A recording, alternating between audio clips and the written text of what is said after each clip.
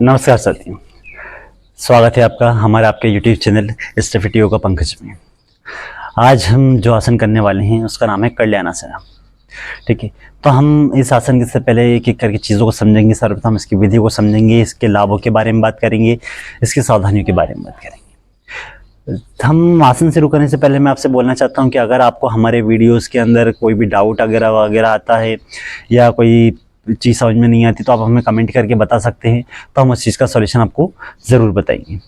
ठीक है, तो अब हम चलते हैं हमारे आसन की तरफ। ठीक है, तो हमें सर्वप्रथम करना क्या है, कैसे करना है कल्याणासन। ठीक है, तो हम सर्वप्रथम क्या करेंगे, खड़ा होना है। ठीक है, आप खड़े हो गए। ठीक है, ऐसे आप, अब मैं ऐसे घूम के बता रहा हूँ आपको, देखिएगा। सर्वप्रथम आपको करना क्या है, दोनों पैरों को एक समान दूरी पर ऐसे खोल लेना है। ठीक है, ये खोले हुए हैं, ये दो तरीके से होगा। दोनों पैर टांगे एकदम सीधी कर ली, दोनों हाथों को, जैसे हम मुर्गा बनते हैं तो हम ऐसे हाथ निकालते हैं पीछे की तरफ से। ठीक है, और हमें हाथों को निकालना है आगे की तरफ से। दोनों टांगों के बीच में से आपने हाथों को ऐसे निकाला पीछे की तरफ, दोनों टांगों के बीच में से हाथों को पीछे की तरफ निकाला। अब चाहे तो आप यहाँ पे पकड़ सकते हैं ऐसे, ये यहाँ पे दोनों टांगों के बीच में, और पैरों को सीधा करके आपको जो चेहरा है आपको दोनों टांगों के बीच में से बाहर की तरफ निकालना है। कैसे, ऐसे, ये ऐसे।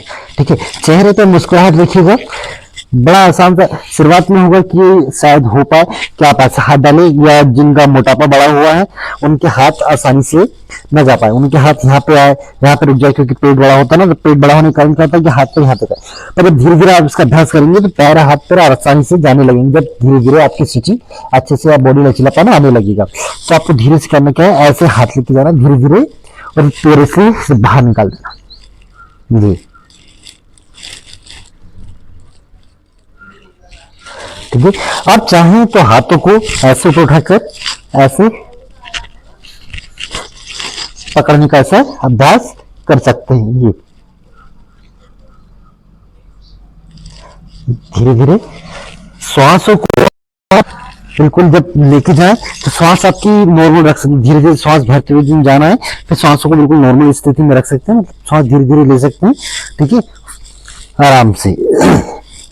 हम एक बार फिर इसका अभ्यास करते हैं। दोनों पैर रखे हम सीधे, दोनों हाथ गर्द हाथ निकाले आगे से रखते हुए। ठीक है, पूरी तरह बाहर निकाला, टांग को पकड़ा अच्छे से बाहर, चेहरे पे मुस्कान।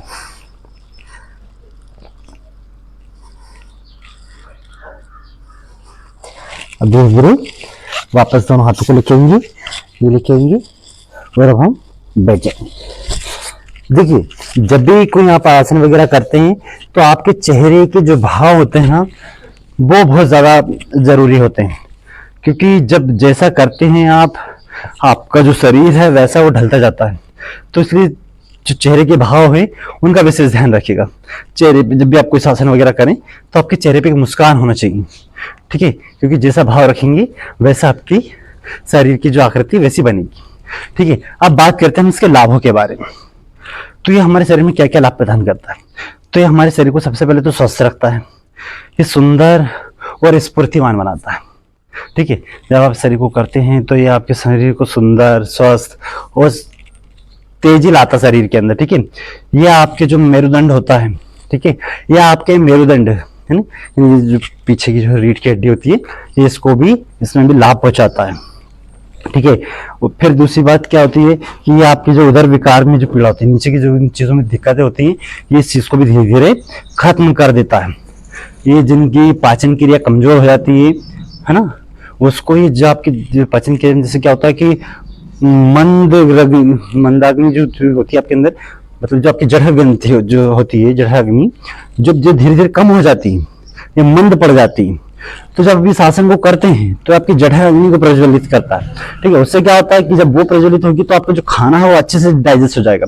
खाना अच्छे से डाइजेस्ट होगा तो आपका खाना आसानी से पच जाएगा। तो आपको जो सारी पेट की समस्या आती है, गैस वगैरह की, या खाना नहीं पचने की, या पेट बढ़ने की, तो वो सारी समस्याएं आपको नहीं होंगी। कब्ज वगैरह की जो दिक्कत होती है वो सारी चीजें आपको इससे नहीं होंगी। फिर ये आपकी जब आप नीचे तरफ झुकते हैं तो आपकी जो सर से संबंधित दिक्कतें होती हैं कि बालों का झड़ना, पकना, सर दर्द की जो दिक्कतें होती है, आंखों की जो दिक्कतें होती हैं, मतलब आंखें कमजोर हो जाना, ठीक है, ये चेहरे पे ग्लो आना, ये जो चेहरे पे ग्लो आएगा, ठीक है, जो आपके बाल झड़ते हैं या बाल पकते हैं, ठीक है, आंखों में कोई दिक्कत आती है, सर दर्द होता है, तो ये सारी समस्या से भी ये चीजें खत्म हो जाएंगी। ठीक है, अब बात आती है कि सावधानियों की, तो सावधानियों से क्या क्या हमें रखनी है। साइटिका, हृदय रोगी और हाई ब्लड प्रेशर वाले लोग इस आसन का अभ्यास ना करें। ठीक है, साइटिका, हृदय रोग और हाई ब्लड प्रेशर वाले रोगी इस आसन का अभ्यास बिल्कुल ना करें। ठीक है।